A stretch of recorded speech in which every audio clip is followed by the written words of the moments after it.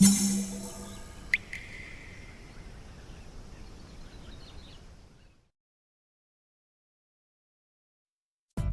うも、底辺アクアリスト黄昏です。皆さん、レイアウト水槽を立ち上げたことはありますでしょうか？あまり知られていないんですが、実は自分もレイアウト水槽を主体とした動画投稿をしており、日夜かっこいいレイアウトができないかなと模索しております。毎回変な動画ばっか出してておしゃれ感はゼロなんですが、水槽内だけでもちょっといい感じになればいいなと思っている次第です。そんなレイアウト水槽なんですが、立ち上げるまでがすごく大変なんですよね。そもそもレイアウトのイメージが湧かないことには始まらないんですが、そこをクリアしたとて思い通りの水形にするのは至難の業です。水草をうまく育てられるかどうかはまた別の技術になってきますが、その前にレイアウト素材を使用した構図の作成が鬼門です。使用するレイアウト素材はだいたい石か流木で、それをいろいろ組み合わせることでいい感じのレイアウトにできると思ってます。正直ここが一番大事と言っても過言ではなく、水草がうまく育てられたとしても骨格であるレイアウトの構図が微妙だと思ったような水形にはなりません。ただいくら入念なイメージトレーニングをしたところでそれを再現できるとは限らず、最終的には手元にある素材をああでもないこうでもないと言いながら組み上げていくことになります。というわけで今回はそんなレイアウト水槽立ち上げ作業を劇的に楽にできるツールを作成し、実際にそこから新たな水槽を立ち上げていきたいと思います。それでは早速やっていくんですが、レイアウト作業で一番大変なのってやっぱり素材を水槽内でこねくり回してる時ですよね。水槽は水を張る関係上、上からしか手を入れることができず作業性が最悪です。おまけに素材となる石は硬く、少しでも水槽に触れると傷や破損の原因になります。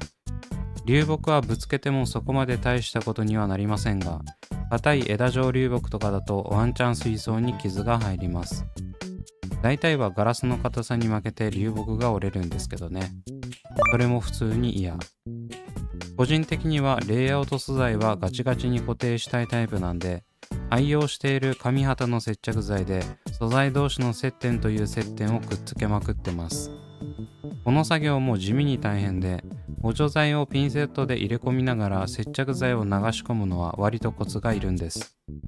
接着に必死になっていると気づいたら仮組と違う形でくっついたりするんで、もう収集がつきません。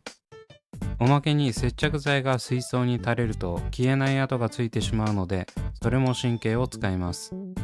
そんな素材や接着剤が水槽に触れないようにする作業は精神的にも体力的にもだいぶ消耗するんです。そこで考えついたのがこれ。段ボールで作った簡易仮組セットです。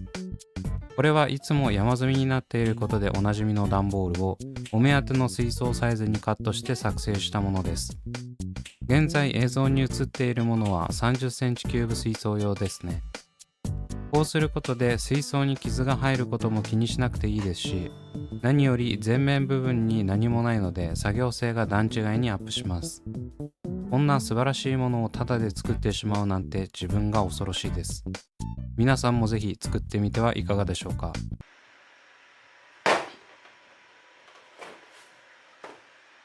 というわけで先人の知恵を丸パクリして作成した段ボール仮組セットを紹介していったんですが、こんなの皆さん当たり前に使っているものと思われるので、今回はさらに工夫をして利便性を追求したいと思います。というわけで今回使用していくものがこちら。デスクパーテーション。価格は330円。こちらは我らがダイソーに売られている個室空間を作ることが可能なパーテーションになってます。今回はこれを利用してレイアウト技術向上のための仮組セットを作ります。早速開封してみると、軽い発泡みたいな素材の周りに厚紙のようなものが貼ってある板が出てきました。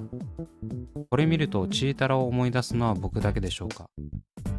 サイズは横の長辺が60センチ、短い辺2つが30センチ、高さが45センチと水槽のためにあるかのような寸法をしております。横には2箇所折れ目が入っており、加工せずとも簡単に折りたたむことが可能です。これを使うことによって先ほどお亡くなりになった段ボール箱とは違い、折りたたんで収納ができる寸法。おまけにこれのとてもいいところは、厚みがほぼ水槽に近いところです。水槽って30センチキューブでもガラスの厚みが5ミリあるため、内寸は29センチなんですよね。それを考慮せずに仮組みセットを作ってしまうと、全体的に1センチの誤差が生まれます。これが致命的になるかどうかはレイアウト次第ですが、できるだけそれに近い厚さになっているのは嬉しいことです。だいたい 5.5 ミリくらいなので、30から60センチ水槽にはうってつけだと思います。それでは加工していきます。今回は30センチキューブ水槽用のものを作っていくので、高さを30センチに合わせていきます。こういう作業超苦手なんですけど、頑張ってやっていきます。ちゃんと直角になっているかはわからないまま、30センチのところにマーカーで印をつけます。あとはこの作業を適当にずらしていくことで点を増やし、それをつなぎ合わせて一直線の線を引きます。あとはそれをカッターでカットするだけ。最後に横の60センチ長辺のど真ん中に縦の切り込みを入れれば、すべての辺が30センチになるパーテーションが完成します。ちなみに厚紙を残して切るやり方は、このようにカッターをギリギリの長さにして切れば薄皮1枚になります。しかしここで重大なことに気がつきました。こいつ寸法詐欺してます。ご覧の通り長辺である横の長さが実は61センチあるんです。おまけに30センチの部分も 30.7 センチになっている始末。さすがにダイソーに多くを求めすぎかなと思ったんですが、もう少しどうにかできなかったんでしょうかね。この寸法の狂いに気づかず作成してしまったため、もう一度作り直すことに。完成したのがこちら。外周がすべて30センチになるようにしたパーテーションです。このように本来の水槽同様、外周に合わせて長さを決めました。なので真ん中の辺はパーテーションの厚み2枚分を差し引いた29センチになってます。ただこうすることで折りたたむ側の端に対して真ん中が短くなったので、このように両端を折りたたむことが不可能になりました。まあそれでもコンパクトになるんで許してやってください。続いて使用する素材を準備します。それがこちら ADA キューブガーデンです。ただキューブガーデンを使うといっても、使用するのは水槽本体ではなく梱包材です。キューブガーデンにはこの高級な水槽を破損させないように、結構がっしりとした箱が使用されています。せっかく余っているのでこちらを使って受け皿を作りたいと思います。ちなみにこれは ADA のものではなく、他のメーカーの梱包材でも大丈夫です。邪魔な水槽本体を外し、緩衝材と先ほど作ったパーテーションをドッキングさせます。しっかりと寸法を合わせて作った結果、こんな感じでシンデレラフィットするようになりました。厚みも同じで外周も完璧なので、寸分たがわぬ仮組み水槽になっています。ただここで問題になってくるのが、下に敷いてある発泡スチロールです。これがあるおかげでジャストフィットしているわけですが、緩衝材であるため下に邪魔な部分があります。こんな風に床が十字みたいになっているとレイアウト組もうにも組めないので、ここを切除していきます。必要なのは外周だけなので、単純に下を切り離すだけで OK。ちなみに下敷きにしているのは先ほどの段ボール仮組みセットです。このように4つすべての下部分をカッターで切りました。あとはこれをいちいちはめ込まなくて済むように側面を糊付けしていきます。手元にあったのがスティック糊だったんでそのまま使ってますが、もっとがっしりつけられるものがいろいろあると思うので、ここら辺はお好みで使用してください。若干接着が甘かったのでケチらずに全面に塗り直し、こうやって貼り付けると意外としっかりくっつきました。これをすべての四隅に貼り付け、先ほど作ったパーテーションとドッキングさせます。若干はまるか心配しましたが、無事に完成させることができました。これが高級水槽の梱包材で作った軽組みセットです。実際に使ってみた映像はこちら。このように水槽ではできない手前からの作業ができるようになってます。これに関しては段ボールで十分なんですが、寸法もしっかり合わせているので、よりシビアなレイアウトを組むことができます。おまけに使わないときはパーテーションを梱包材から外して折りたたむことで収納も簡単にできるようになってます。これで不格好な段ボール箱を部屋の中に置かずに済むわけです。そして気づいた方もいると思うんですが、この仮組みセットは手前に梱包材の土手があるため、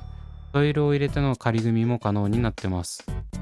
清書を敷かずにレイアウトを考えるのが苦手な方はこちらの方がいいかもしれません。というわけでいかがだったでしょうか。なかなかいい感じの仮組みセットが作れたのではないでしょうか。今までは撮影しながら水槽内に手を突っ込んで相当な労力をかけてレイアウトしていたんですが、これでだいぶはかどると思います。通常では手が入れられなかった細かい作業も簡単にできるようになったので、中盤ら辺に適当になりがちな構図作成も最後まで手を抜かないようにできます。今年はレイアウト水槽の技術向上を目指しているので、この仮組みセットを使ってもう一歩前進していければと考えています。ちなみに今回のこの仮組みセットの案は、実は視聴者さんからアドバイスいただいて作ったやつなんですよね。教えていただきありがとうございます。